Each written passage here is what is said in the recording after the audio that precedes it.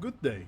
My name is Angel Amador Velasco Ronquillo, and today I'm going to explain step by step how to resolve the homework number 4. So, as we can see here that in this graphic, the statement of the exercise, we get the next key points. First, um, the maximum load that the columns register is 5k kilonewtons. And second, we need to find out the shaft and tip capacity for the piles we're going to use. For that, we will need to design the pile by ourselves, and we can use any method that we have seen in class previously. In the resolution of the exercise, we got the next graphic, where we can see the next important things. The ground we are analyzing have three layers of soil, one being gravel and the other two being clay, each with their respective characteristics, describing their friction angle, specific weight, and cohesion. As we can see, we need to calculate both shaft and tip capacity, as we discussed before. With the next things in mind, we will work with a safety factor of 2.5, and for the material we will use concrete, and the total length of the pile will be 30 meters and the diameter of 0.8 meters. And we will be working with both circular and square shape to compare both of them. First, we will work with the circular section. With this, we will start the calculus with the shaft capacity of the clay. As we can see in the table, we have multiple values.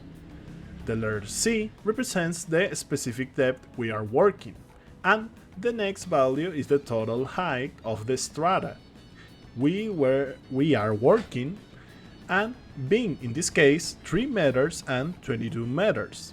Next, we have the vertical effective stress, where, as we can see, got for 3 and 22 meters of depth, where we need to be cautious of the phreatic level due to the specific weight of the water, since it affects our vertical effective stress, where we make the calculus at the first half of the strata. Also, before I forget, we are applying the alpha method to calculate the shaft capacity of the clay. For that, we need to calculate the value of PSE, being both of them less than 1. Because of that, we use the next formula to calculate alpha. And finally, we got the total shaft capacity for the clay. Finally, we need to make the same calculus for the shaft capacity for the gravel. For this, we need to calculate both delta angle and K values.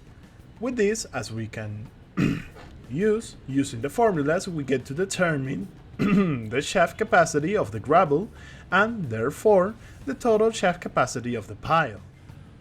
The next part of the calculus will be the tip capacity, where we will be using the method explained by Besic, where we need to determine the modulus of Young of the clay we are working with. Using the formula, we get the next value of the modulus of Young, and therefore we get to calculate the NC value, or NC factor. And finally, using the area of the tip and the cohesion, we get the tip capacity. Finally, we got the total capacity of the pile, being in this case, for the circle shape, 1891.8 kilonewtons, and comparing it with the total load that the column needs it, seems that we will need 3 piles to reach the total load.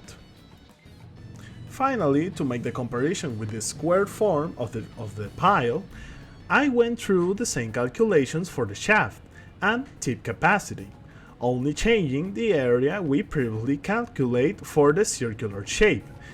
And as we can see, there is an important difference, being that the capacity for the square shape is notably higher than the circular shape.